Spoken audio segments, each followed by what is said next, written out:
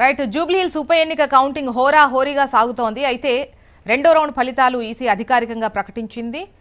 రెండో రౌండ్లోనూ కాంగ్రెస్ ఆధిక్యంలో కొనసాగింది. రెండో రౌండ్లో కాంగ్రెస్కు 8,963 ఓట్లు రాగా అటు బీఆర్ఎస్కు 6,015 ఓట్లు వచ్చాయి. బీజేపీకి 1,308 ఓట్లు వచ్చాయి. ఇక రెండు రౌండ్లు కలిపి కాంగ్రెస్కు 17,874, అటు బీఆర్ఎస్కు 14,879 ఓట్లు, బీజేపీకి 3,475 ఓట్లు పోలయ్యాయి. రెండో రౌండ్ తర్వాత కాంగ్రెస్ అభ్యర్థి నవీన్ యాదవ్ 2,995 ఓట్ల ఆధిక్యంలో కొనసాగారు. ఇది ఈసీ రెండో రౌండ్ ముగిసిన తర్వాత ప్రకటించినటువంటి లెక్క. అయితే 4 రౌండ్లు ముగిశాయి. 4 రౌండ్ ముగిసిన తర్వాత కూడా కాంగ్రెస్ లీడ్లో ఉన్నట్టుగా తెలుస్తోంది. ప్రస్తుతం 5వ రౌండ్ కొనసాగుతోంది. ముఖ్యంగా కౌంటింగ్ సెంటర్ నుంచి వివరాలు అందించేందుకు మన ప్రవీణ్ లైవ్లో సిద్ధంగా ఉన్నారు. ప్రవీణ్,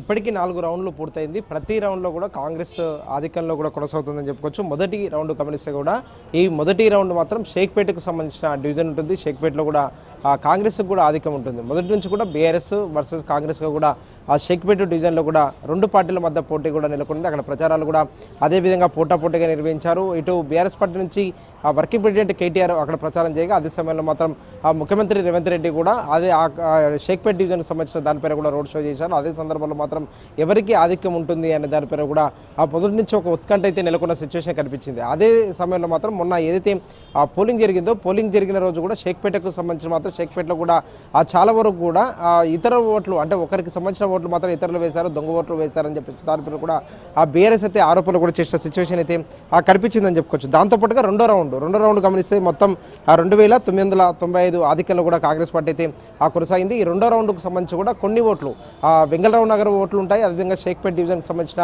షేక్పేట డివిజన్కి సంబంధించిన ఓట్లు కూడా ఉంటాయి. కాబట్టి అక్కడ కూడా దాదాపు 2,995 ఓట్ల ఆధిక్యంలో కూడా ఇప్పటివరకు కాంగ్రెస్ ఉన్న ఆ సిచ్యువేషన్ అయితే కనిపించిందని చెప్పుకోవచ్చు. దీంతో పాటుగా మూడో రౌండ్కు సంబంధించినందుకు మాత్రం మూడో రౌండ్లో కూడా దాదాపు 2,000 పైగా కూడా ఆ కాంగ్రెస్ పార్టీకి ఇప్పటివరకే మెజార్టీ వచ్చినట్టు కూడా ఇప్పటివరకే తెలుస్తుంది. దాంతోపాటుగా 4వ రౌండ్కు సంబంధించి కూడా అఫీషియల్గా ఇంకా అనౌన్స్ చేయలేదు. కానీ అఫీషియల్గా అనౌన్స్ చేయకముందుకే 4వ రౌండ్కు సంబంధించి దాదాపు 9,000 పైగా కూడా కాంగ్రెస్ పార్టీకి సంబంధించిన అభ్యర్థి నవీన్ యాదవ్ కూడా ఇప్పటివరకు ముందంజలో ఉన్నట్టు కూడా ఇప్పటివరకే తెలుస్తుంది. కాసేపట్లోనే ఈసీ కూడా వెబ్సైట్లో కూడా అప్లోడ్ చేయబోతుంది. ఎంత ఓట్ల ఆధిక్యంలో ఉన్నారనే దానిపై కూడా స్పష్టత అయితే ఇవ్వాల్సి ఉందని చెప్పుకోవచ్చు. మొదటి నుంచి కూడా బీఆర్ఎస్ అయితే భావిస్తున్న ప్రకారం మాత్రం మొదటి 2 రౌండ్లు మాత్రమే కాంగ్రెస్కి ఆధిక్యం ఉంటుంది. మిగతా రౌండ్లకు సంబంధించి కూడా మిగతా రౌండ్లలో కూడా బీఆర్ఎస్కి ఓటర్లు మాత్రం పట్టకట్టి ఉంటారని చెప్పేసి కూడా ఒక అంచనా కూడా వేశారు. నిన్న కూడా తెలంగాణ భవన్ వేదికగా కూడా మాజీ మంత్రులు హరీష్ రావు కావచ్చు, అదేవిధంగా BRS party working president KTR కూడా ఏదైతే పోలింగ్ అంటే బూతులకు సంబంధించిన మాత్రం గతంలో ఏజెంట్లుగా ఉన్నారో దాంతోపాటుగా కౌంటింగ్ సంబంధించిన ఏజెంట్లుగా ఎవరైతే ఉన్నారో వారందరితో కూడా సమావేశం